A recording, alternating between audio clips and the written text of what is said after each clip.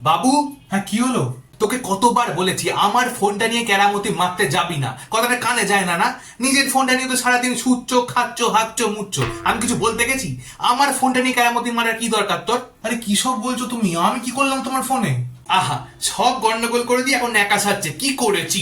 আরে আমি কিছু বুঝতে পারছি না, তুমি ঠিক করে কি বলবে কি হয়েছে?